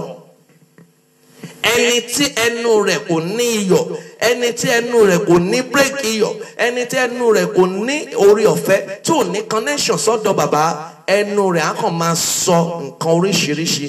Ọ̀rọ̀ àlùfàǹṣá ló máa tẹnu wọn jáde. Ọ̀rọ̀ tí ò buyì fún Ọlọ́run, ọ̀rọ̀ tí ò ní ògo Ọlọ́run nínú, ọ̀rọ̀ tí ò ṣeun ayọ̀ fún ọmọ ẹnìkejì, òun ló máa farahàn. ní orúkọ Jésù mo gbà á ládùúrà méjì àti mẹ́ta tí a gbọ́ yìí á ṣe ọkàn wa ní rere. Olúwa á fi iyọ̀ sínú ayé wa, á fi iyọ̀ sínú iṣẹ́ rẹ, á fi iyọ̀ sínú ìgbéyàwó rẹ, á fi iyọ̀ sínú ìrìn àjò rẹ, á fi iyọ̀ sínú gbogbo àdáwọ́lé rẹ, á fi iyọ̀ sílé ọmọ rẹ, á fi iyọ̀ sí àgọ́ ara rẹ, á fi iyọ̀ sí èyí tí ń ṣe gbogbo ohun tó yí ọ ká. Bí iyọ̀ bá pọ̀ jù lápọ̀jù ní bí èèyàn bá jẹ iyọ̀ lápọ̀jù afa hypertension. O ṣe wá connect mọ́ ibi orísun tí ohun gbogbo máa fi ń ṣe déédéé. Lórúkọ Jésù ojú òní ti wá, agbára ọ̀run kò ní fi ọ́ sílẹ̀, kò ní fi wá sílẹ̀. Bẹ̀rẹ̀ sí ń gbìyànjú láti pè èèyàn kan sórí ètò yìí nítorí a fẹ́ wọnú àdúrà. Iyọ̀ ayé mi ò ní gbẹ, iyọ̀ ayé mi ò ní di òbo, iyọ̀ ayé rẹ kò ní dòbo. Bẹ̀rẹ̀ sí ń share, kó bẹ̀rẹ̀ sí ń connect àwọn ènìyàn. Àti wọnú àdúrà nìyẹn. Bẹ̀rẹ̀ sí ń sọ fún àwọn ènìyàn, bẹ̀rẹ̀ sí ń sọ fún ọmọ rẹ, bẹ̀rẹ̀ sí ń jẹ́ kó ọmọ rẹ kó náà máa sọ fún ọ. Bẹ̀rẹ̀ sí ń sọ fún ògo tó tara rẹ jáde. Bẹ̀rẹ̀ sí ń sọ fún ìyìn tí ń ṣe májẹ̀mú ọ̀nà tó ibi tó gbà wá sáyé pé orísun ayé mi iyọ̀ bẹ̀ kò ní di òbo, iyọ̀ ayé mi ò ní di òbo. Ó yá bẹ̀rẹ̀ sí ń sọ fún Ọlọ́run. A fẹ́ wọnú àdúrà nìyẹn o. A ti ń múra sílẹ̀ sínú àdúrà. Òun ni mo ń pìpì ẹ wá. Ó yá bẹ̀rẹ̀ sí ń fi ń ṣọwọ́ sí àwọn ènìyàn. Bẹ̀rẹ̀ sí ń connect mọ́ àwọn ènìyàn. Bẹ̀rẹ̀ sí ń sọ fún àwọn ènìyàn. Ó yá bẹ̀rẹ̀ sí ń ṣe ẹ̀. Ṣé o ti ṣe tán? Ṣàládùúrà ti dórí ètò. Ṣé rẹ̀ náà ti jẹ́ aládùúrà tó fẹ́ gbàdúrà? Sọ pé Olúwa o, Olúwa fi iyọ̀ sínú ayé mi. Iyọ̀ ayé mi má jẹ́ kó di ògo. Olúwa sọ mí di iyọ̀, sọ mí di iyọ̀ agbára rẹ. Ó yá sọ ọ́ di àdúrà. Olúwa Ọlọ́run alágbára, Ọlọ́run ayérayé, Olúwa mo ké pèpè, Olúwa fi mí ṣe iyọ̀. Olúwa fi mí ṣe iyọ̀, fi ayọ̀ sínú ayé mi, fi iyọ̀ sínú ayé mi. Iyọ̀ ní ayọ̀, ayọ̀ ní iyọ̀. Lórúkọ Jésù iyọ̀ ní agbára. Olúwa fi sínú ayé mi. Ó yá fi sínú ayé mi. Ẹ̀mí mọ́ fi sínú ayé mi. Jẹ́rìí ara rẹ Olúwa. Fi orí ọ̀fẹ́ rẹ hàn. Ògo ni fún Jésù lókè ọ̀run. Jésù Olúwa wa. Jésù Olúwa wa. Jésù Olúwa wa.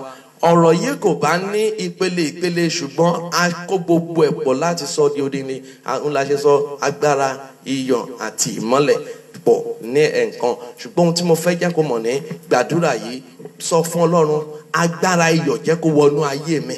Agbára iyọ̀ kó wọnú ayé mi. Bí iyọ̀ bó ṣe wà nínú ayé, ẹ̀mí òkùnkùn kì í lágbára lórí ẹ̀. Agbára iyọ̀ Olúwa jẹ́ kó wọnú ayé mi. Olúwa tún iyọ̀ ayé mi ṣe, sọ ọ́ di àdúrà. Olúwa Ọlọ́run àwọn ọmọ ogun, Ọlọ́run ayérayé, Olúwa fi iyọ̀ sínú ayé mi. Fi iyọ̀ rẹ bùkún ayé mi, fi iyọ̀ rẹ bùkún ìdílé mi, fi iyọ̀ rẹ bùkún orísun mi. Fi iyọ̀ rẹ fún mi Olúwa. Olúwa fi iyọ̀ rẹ fún mi. Olúwa fi iyọ̀ rẹ fún mi. Olúwa agbára iyọ̀ rẹ ó yá gbé wọ̀ mí. Agbára iyọ̀ rẹ ó yá fi sínú ayé mi, fi sínú ayé ọmọ mi, fi sínú ìdílé mi. Agbára iyọ̀ ó yá bẹ̀ mí wò. Agbára iyọ̀ ó yá fọ̀m nínú ayé mi. Agbára iyọ̀ ó yá máa ṣiṣẹ́. Agbára iyọ̀ ó yá máa ṣiṣẹ́ nínú ayé mi. Ó yá agbára iyọ̀ ó yá fọ̀m jáde. Agbára iyọ̀ ó yá dáhùn nínú ayé mi. Ó yá dáhùn nínú ayé àwọn ọmọ mi. Ó yá bẹ̀rẹ̀ sí ń ṣiṣẹ́ nínú ìdílé mi, nínú ayé mi. Olúwa ó yá bẹ̀rẹ̀ sí ń ṣiṣẹ́. Ẹ̀yin ogun ọ̀run ó yá bẹ̀rẹ̀ sí ń ṣiṣẹ́. Ó yá fi iyọ̀ sínú ayé mi. Gbọ́ àdúrà Ọlọ́run. Jésù Olúwa wa. Jésù Olúwa wa. Jésù Olúwa wa. Sọ fún Olúwa wípé ní Olúwa o, Olúwa ìrẹ ni iyọ̀. Má jẹ̀mú iyọ̀ lóní pẹ̀lú Dáfídì. Olúwa tún má jẹ̀mú mi ṣe lónìí. Ó yá fi iyọ̀ dùn má jẹ̀mú mi. Ó yá fi iyọ̀ sínú má jẹ̀mú mi.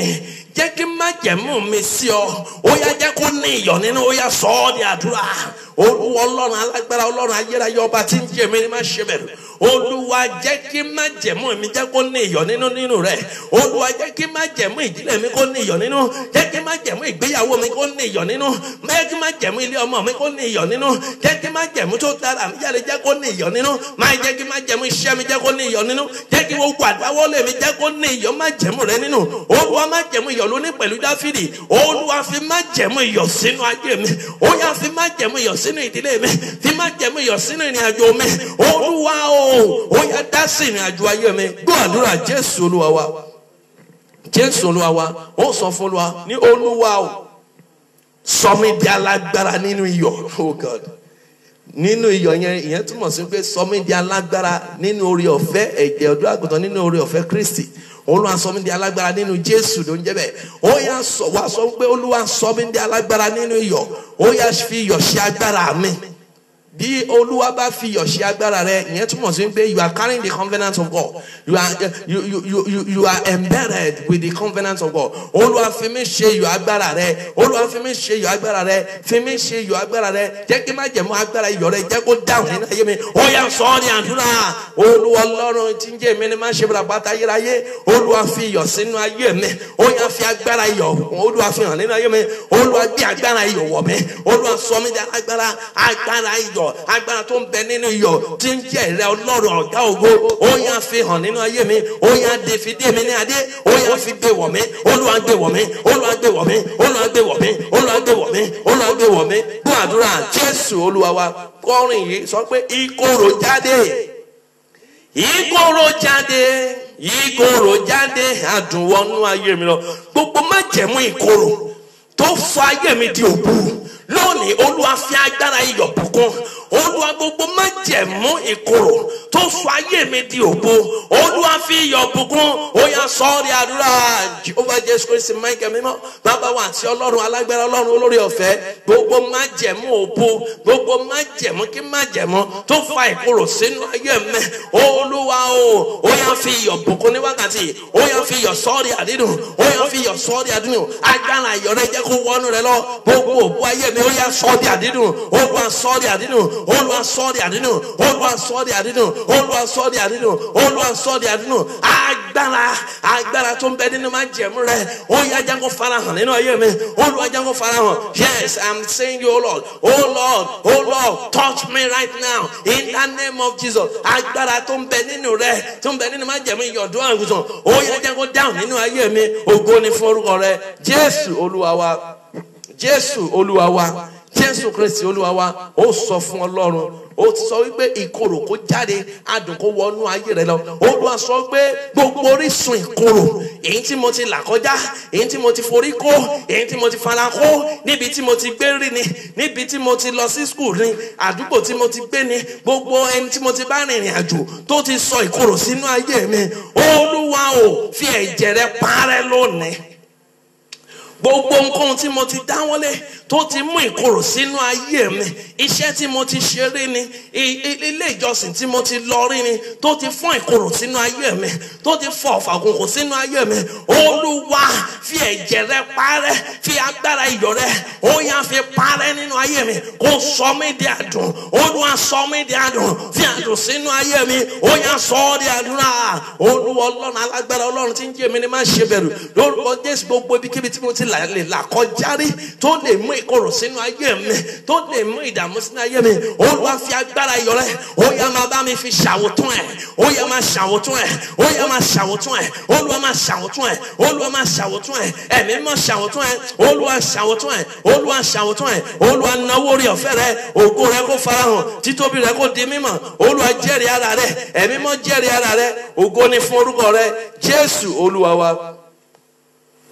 Nínú ìwé àwọn ọba orí kejì, ìwé àwọn ọba kejì orí kejì, láti ẹsẹ̀ 21. Ṣùgbọ́n ohun tí mo fẹ́ jẹ́ kó mọ̀ dájú ni, bí a bá fi iyọ̀ ṣàwòtán odò, ohun mára, ìkorò ló ń jẹ́ mára, tá dẹ̀ fi iyọ̀ ṣàwòtán ẹ̀, tó jẹ́ pé májẹ̀mú iyọ̀ ni Ọlọ́run gbélé Dáfídì lọ́wọ́, tó dẹ̀ ní pẹ̀lú ìdílé Dáfídì. Májẹ̀mú iyọ̀ náà ti wọnú ayé rẹ lórúkọ Jésù. Májẹ̀mú Ọlọ́run májẹ̀mú iyọ̀ ti wọnú ìdílé rẹ àti ìdílé mi lórúkọ Jésù. Gbàdúrà yìí wípé gbogbo agbára mára, gbogbo ìjọba mára lórí ìrìn àjò mi tó jẹ́ kí n mú àmúbọ̀ ohun rere, tó bá kú díẹ̀ kí ohun rere kó farahàn, ó bá kú díẹ̀ kí ènìyàn kó kàn ra jọ pé ọwọ́ ẹ̀ tẹ fúláwà yìí, kó gbé fúláwà ohun ayọ̀ yìí, kí nǹkan kan ṣàṣẹlẹ̀ àgbọ̀n bọ̀. Olúwa gbogbo ìjọba mára tó ń gbóhùn ayọ̀ dànù nínú ayé mi, ó yá fi iyọ̀ agbára rẹ fi ṣàwòtán rẹ̀. Olúwa fi iyọ̀ agbára rẹ ṣàwòtán rẹ̀. Gbogbo aláìdààmú tó mú ìkorò sínú ayé mi, Olúwa fi iyọ̀ agbára rẹ̀ ṣàwòtán ẹ̀. Olúwa fi iyọ̀ agbára rẹ̀ ṣàwòtán ẹ̀. Gbogbo agbára tó mú ìfàsẹ́yìn wá sínú ayé mi, tó ń jẹ́ kí ìrìn àjò mi máa yọ ayọ̀ sẹ́yìn, tó ń jẹ́ kí ìrìn àjò mi máa di ìrìn àjò kúlú sọ, tó ń jẹ́ kí ìrìn àjò mi máa di ìrìn àjò ìrẹ̀. Olúwa o, fi agbára tó ń bẹ nínú májẹ̀mú agbára iyọ̀ yìí, ó yá fi ṣàwòtán ayé mi, ó yá fi ṣàwòtán ìrìn àjò mi, ó yá fi ṣàwòtán mi, ó yá sọ ọ́ di àdúrà. Olúwa Ọlọ́run alágbára ọba tí ń jẹ́ mi ní má ṣe bẹ̀rù, gbogbo májẹ̀mú mára nínú ayé mi, nínú orísun mi, nínú ayé àwọn ọmọ mi, nínú ìrìn àjò mi, ó yá máa ṣàwòtán rẹ̀ pẹ̀lú agbára iyọ̀. Olúwa máa ṣàwòtán rẹ̀. Gbogbo májẹ̀mú ìfàsẹ́yìn kòrò aláìdààmú tó máa ń gbọ́n rere bọ́, tó máa ń já ohun rere sọnù, lórúkọ Jésù fi agbára iyọ̀ yìí, ó yá fi ṣàwòtán rẹ̀. Agbára májẹ̀mú iyọ̀ èyí tí rẹ fi fún, èyí tí ṣe Dáfídì tó fi dá májẹ̀mú fún, ó yá fi ṣàwòtán ayé mi, ó yá fi ṣàwòtán ìrìn àjò mi, ó yá fi ṣàwòtán ìran mi, ó yá fi ṣàwòtán àlá mi. Gbogbo àlá ìfàsẹ́yìn, Olúwa gbèsè lé lónìí, Olúwa gbà mí, Olúwa forí ọ̀fẹ́ rẹ fún mi, Olúwa náwó orí ọ̀fẹ́ rẹ. Jésù Olúwa wa. Ọmọ Ọlọ́run níbikíbi tí ó bá wà, tó bá lórí ọ̀fẹ́ láti lè fi ọwọ́ kan iyọ̀, láti mú iyọ̀ dání, ó lè lò fún ohunkóhun lórúkọ Jésù. Ó dẹ̀ máa ṣiṣẹ́ ìyanu nínú ayé, ó máa ṣiṣẹ́ ìtúsílẹ̀ nínú ayé, ó máa ṣiṣẹ́ ògo ńlá nínú ayé. Tó bá jẹ́ pé a fi iyọ̀ ṣàwòtán odò mara, tó bá jẹ́ pé iyọ̀, Olúwa sọ wípé iyọ̀ kàtọ́ ó jẹ́ ohun tó jẹ́ dàpọ̀ mọ́ orí ọ̀fẹ́ láti ọ̀dọ̀ Kristi. Lórúkọ Jésù, ọ̀rọ̀ rẹ Olúwa fi iyọ̀ dùn. Ọ̀rọ̀ ẹlòmíì kò ní adùn nínú, torí ẹ̀ olóore ò lè ṣàánú fún, olóore ò lè ràn án lọ́wọ́, olóore ò lè ṣe lóore, olóore kò lè gbóhùn rẹ̀, nítorí ọ̀rọ̀ rẹ̀ kò jẹ́ ohun tí a fi iyọ̀ dùn.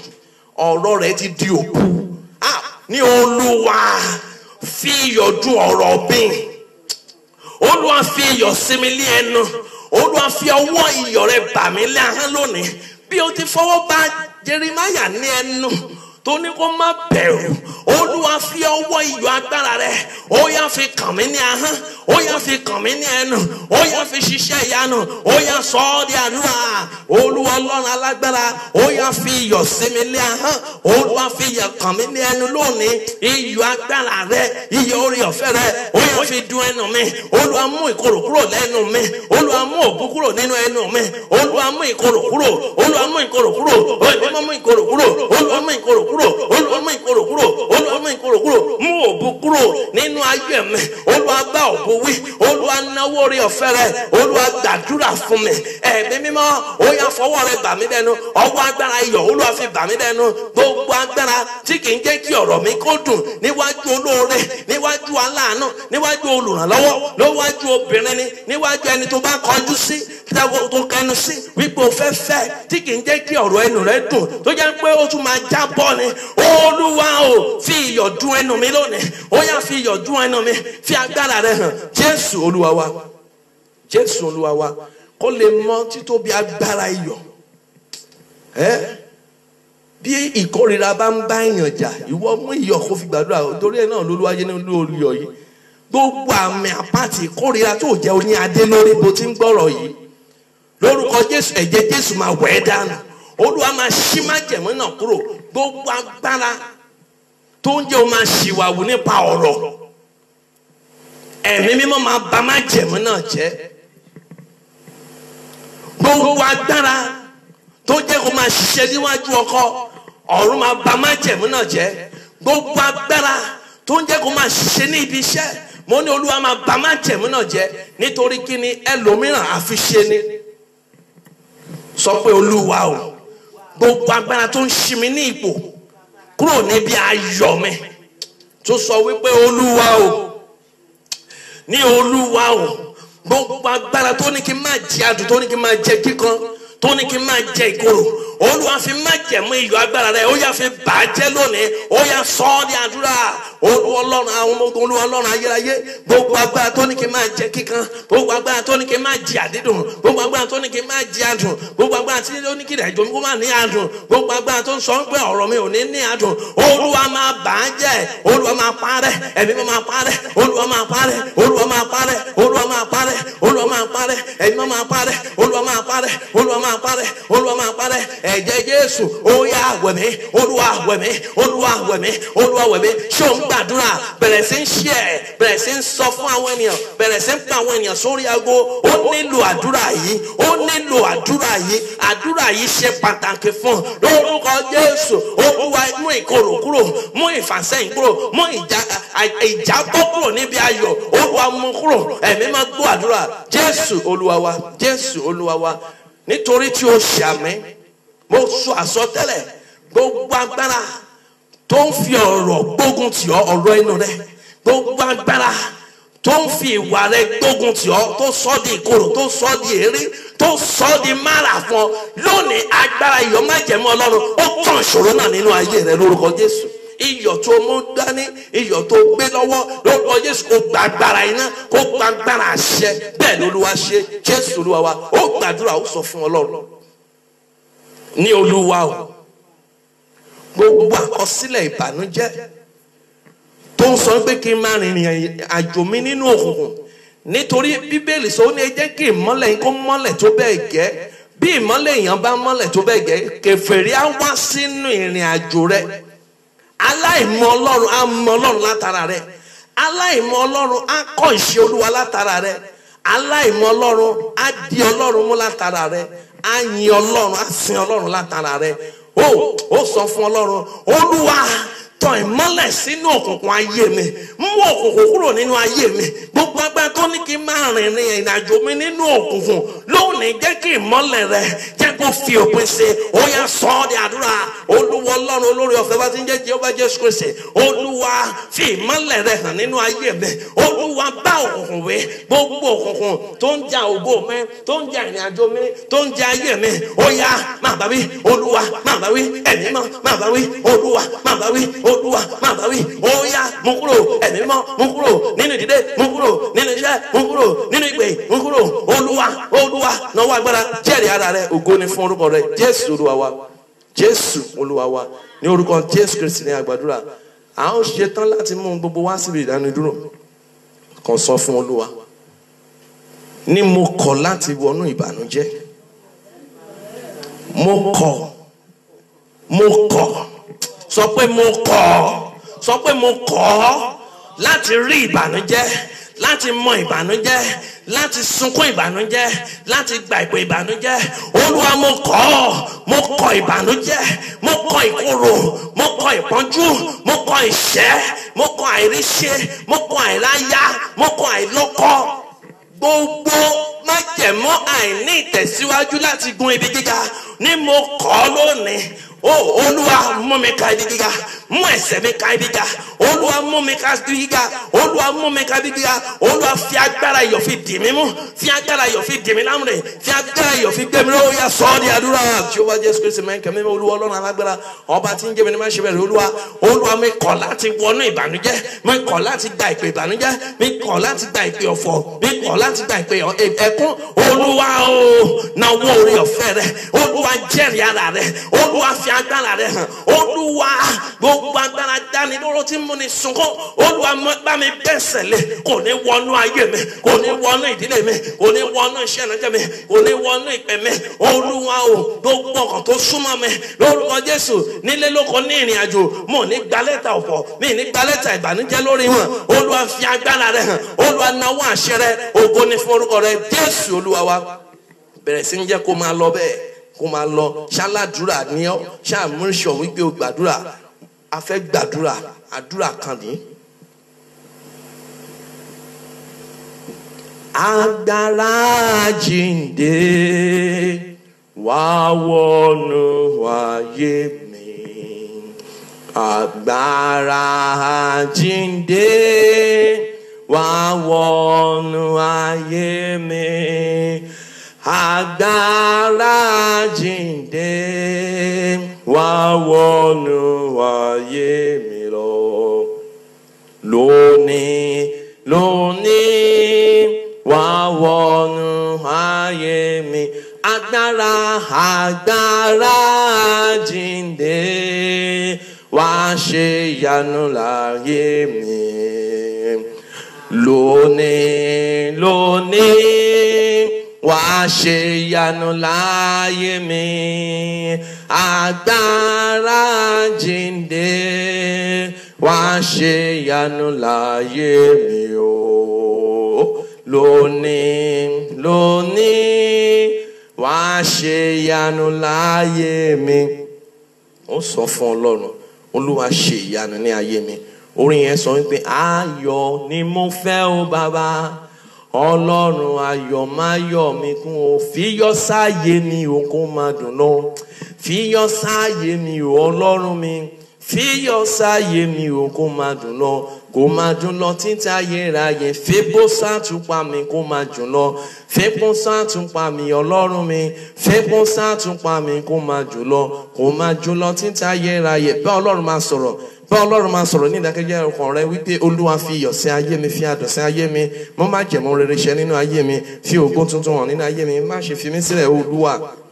Ẹ̀mí mímọ́ dá sí ìrìn àjò mi. Olúwa fi agbára rẹ hàn fọ̀rọ̀ mi ṣe ìyanu. Continue to tell God, continue to pray that God should surprise you, that God should do a new thing in your life, that so that your life will not remain the same again. Continue to tell God. Ask God to surprise you. Tell God to fulfill his covenant in your life. Ó yá bẹ̀rẹ̀ sí ń bọ́ Ọlọ́run sọ̀rọ̀. Ó kù ìṣẹ́jú kan. Ọlọ́run yà mí lẹ́nu. Olúwa fi ohun tuntun bẹ̀ mí wò. Olúwa súre fún mi. Olúwa mú mi ka ibi gíga. Olúwa má jẹ́ n jábọ́. Jẹ́ kí wọ́n bá mi yọ̀. Ògo ni fún orúkọ rẹ̀. Jésù Olúwa wa. Jésù Kristi Olúwa wa. Ẹ jẹ́ kí a gbàdúrà.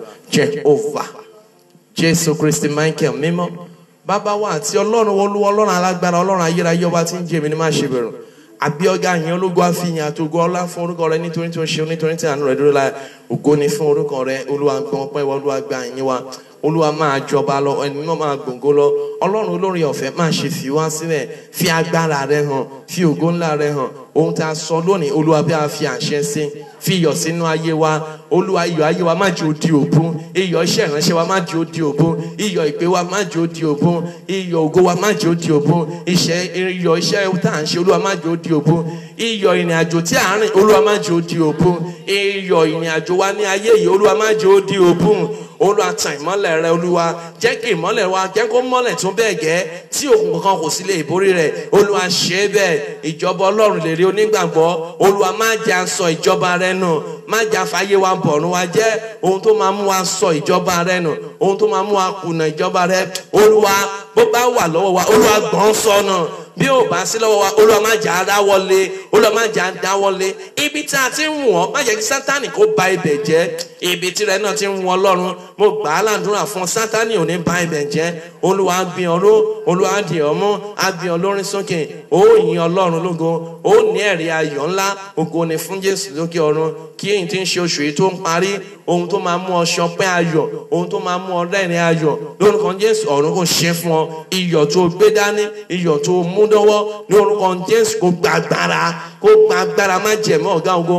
Kó gba agbára àṣẹ Ọlọ́run. Kó gba agbára ògo ńlá Ọlọ́run. Ògo ni fún Jésù lókè ọ̀run. Gbọ́ àdúrà Ọlọ́run wa. Jésù Olúwa wa. Jẹ́ kí ọ̀rọ̀ fẹ́ Jésù Kristi Olúwa wa. Ìfẹ́ mímọ́ tí bàbá yìí dápọ́tà ènìyàn mímọ́. Ó sọ̀kalẹ̀ kó ń bà lẹ́yìn tí a tọrọ. Ohun tí a bìrì àṣẹ ọ̀run kó ń bà lé. Olúwa kó dìde ìrànlọ́wọ́ fún ọ. Olúwa kó nu omijé rẹ nù. O ò ní sunkún. O ò ní sunkún. O ò ní sunkún. O ò ní sunkún. O ò ní sunkún. Ọlọ́run kó ṣiṣẹ́ ìyanu. Àlàáfíà Olúwa kó máa bá ọ gbé. Lórúkọ Jésù ò ní jábọ́. Ògo ni fún Jésù lókè ọ̀run. Bọ́ àdúrà Ọlọ́run wa. Jésù Kristi Olúwa wa. Àmín, àmín, àmín lórúkọ Jésù. Ó fẹ́ kí hallelujah, hallelujah ìṣògo, hallelujah of testimony, hallelujah pé Ọlọ́run ti sọ̀rọ̀ mi dayọ̀. Méje fún Jésù. Hallelujah, hallelujah, hallelujah, hallelujah, hallelujah, hallelujah, hallelujah. Ògo ni fún Jésù lókè ọ̀run. A dúpẹ́ lọ́wọ́ Ọlọ́run wa fún orí ọ̀fẹ́ rẹ̀ nínú ayé wa nítorí tó ṣe fún wa. Tó jẹ́ kó ṣe ń ṣe fún wa. Ògo ni fún orúkọ rẹ̀. A ó máa yìn ọ́ títí láé, a ó máa gbé ògo rẹ̀ ga. ògo ni fún orúkọ rẹ̀. Ilé-iṣẹ́ ìránṣẹ́ yìí ni Comment Ministry tí Ọlọ́run gbọ́wọ́ ìránṣẹ́ rẹ̀ ajínrere wòlíì Adékọ̀yà Ìgbàgbóyẹmí Adéyẹmí Paul gbé kalẹ̀ tí ń ṣe wákàtí ìbápàdé tí ó ń farahàn ní gbogbo ọjọ́ Tuesdays and Friday ní dédé aago 5 òwúrọ̀ tí ń ṣe Nigerian time, aago 5 òwúrọ̀ Nigerian time tó máa yàtọ̀ sí aago mìíràn lórílẹ̀-èdè àgbáyé. Lórúkọ Jésù bí o ti ń darapọ̀ bí a ti jọ ń ṣe lórúkọ Jésù Olúwa ò ní fi wá sílẹ̀, ìrìnàjò wa ò ní da ojúrò, ìrìnàjò wa ò ní bàjẹ́. Bákan náà rán ara wa létí ní gbogbo ọjọ́ Sunday wákàtí ìtúsílẹ̀ náà ń tẹ̀síwájú ní ọ̀sẹ̀ tí a ó mú yìí. Ohun tó ń lu wá ní kí a fi bára wa sọ̀rọ̀ òun ni the fruit of the womb, èso inú èso inú lórúkọ Jésù. Fún ìrẹ tó ń wojú Olúwa tàbí fún ìrẹ tí àbíkú ń yọ lẹ́nu lórúkọ Jésù mo gbà á ládùúrà wípé láti wákàtí lọ ò ní mú àmúbọ́mọ́, ò ní bí àbírọ̀rùn, ò ní àbíkú ò ní bá ọjà. Olúwa yóò ṣiṣẹ́ ìyanu, ọlẹ̀ ọmọ yóò sọ nínú rẹ̀. Nínú ọdún yìí gbogbo ẹ̀gàn tán ti fi ń gàn án, gbogbo aṣọ ẹ̀gàn tán fi ń wọ̀ ọ́ lórúkọ Jésù Olúwa yóò sọ di aṣọ ijó, á sọ di aṣọ iyì. Bẹ́ẹ̀ lÓlúwa ṣe, ojú òní tì wá. Fúngbà táwọn máa dágbére fún ara wa náà títí di ọjọ́ ológo táwọn máa bára wa pàdé ní wákàtí ìtúsílẹ̀. Èmi ni tí ń tòótọ́ Adékọ̀yà Ìgbàgbóyẹmí, ọmọ ọba aláṣẹ, Echo Prince of Peace,